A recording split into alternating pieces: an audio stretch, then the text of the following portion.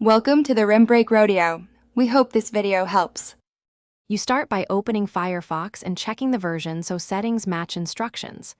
Once done, open the menu identical to and choose Settings, Preferences on Mac OS.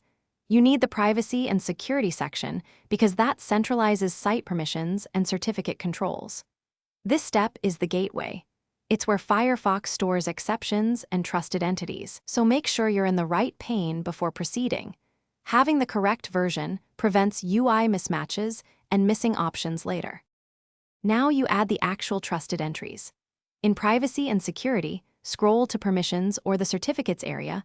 Firefox groups site exceptions there.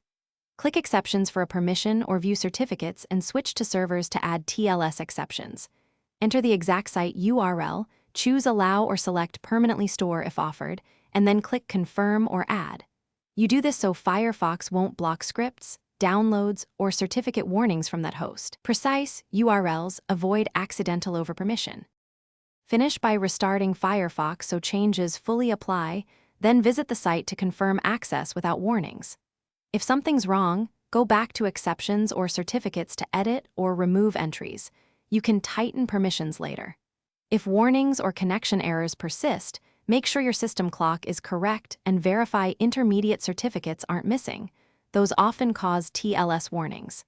If you still see issues, temporarily disable extensions that interfere with security and retest to isolate. Thanks for watching. Consider subscribing if we helped you.